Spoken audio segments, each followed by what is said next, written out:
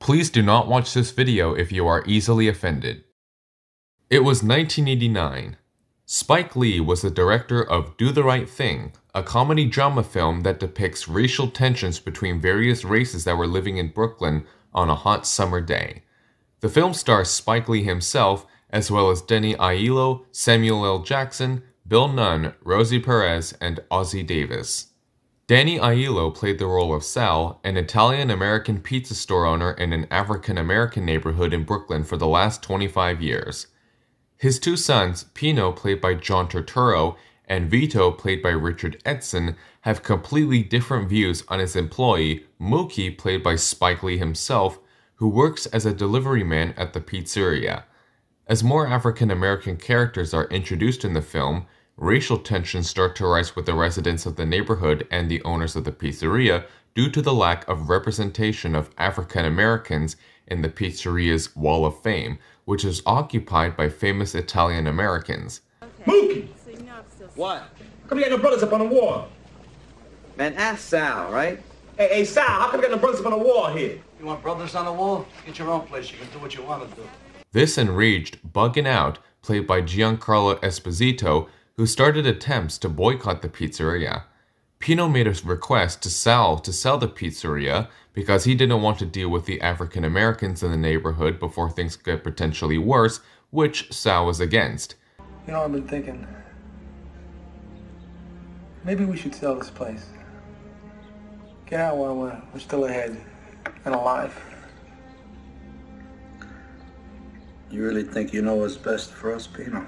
After refusing to make changes after constant demand, Radio Raheem, played by Bill Nunn, had his boombox destroyed by Sal, which led to a heated fight in the neighborhood and eventually police brutality when they erroneously killed Raheem by choking him with a nightstick. This led to the African-American residents destroying and burning down the pizzeria. Filming occurred throughout the summer of 1988 during the Seoul Olympics in South Korea. Spike Lee was heavily inspired by a racial attack event that occurred on December 20th, 1986, when 23-year-old Michael Griffith was beaten severely by white residents outside of a pizzeria in Howard Beach, which sparked protests in Howard Beach and throughout Queens and attempted boycotts of pizzerias that were owned by white residents. This was all referenced fairly well towards the end of Do the Right Thing, where the pizzeria was being burned down, although that didn't happen in the Howard Beach racial attack. The location of filming in Brooklyn was modified to have more warm colors on the streets and buildings to make it look more like a heat wave, after learning the theory that hotter weather increases tendencies for violence. The film does a great job using camera angles to depict who is in more power during scenes and what may happen during arguments, like when Radio Raheem blasts Fight the Power by Public Enemy on his boombox. My personal favorite scene was when various characters speak directly to the audience, breaking the fourth wall with racial insults against various other races. You gold teeth, gold chain wearing, fried chicken and biscuit eating, monkey, ape, baboon, big thigh, fast running, high jumping, spear chucking, 360-degree basketball dunking, titsoon, spade, mulling yarn. Take your pizza and go to back to Africa. When Do the Right Thing was released in the United States on June 30th, 1989, it had a very controversial reception, and audiences would have different opinions on the film, mainly depending on their race. Spike Lee himself would criticize white reviewers for racist remarks on how black audiences would do nothing but riot after watching the film. Some film critics, including Rotten Tomatoes, ranked it as one of the greatest films of the 1980s, but some others had negative thoughts on the film. Personally, after watching Do the Right Thing, I think it gives a strong message on the racial tensions in New York that are arguably even more relevant now than ever.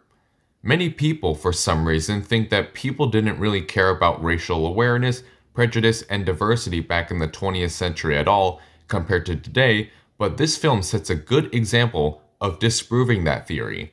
Also, before the credits of the film appear, two quotes about violence are shown, one from Martin Luther King Jr.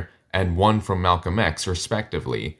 Both were black activists of nonviolence, and the music playing in the background also does a good job of adding emotion to the scene, which, I'll admit, almost made me cry. If Do the Right Thing were filmed and released today, I think it would have a similar audience reception as it did back then, but only with a bit more awareness on racial tensions and diversity. Either way, I would recommend watching this film if you're old and mature enough.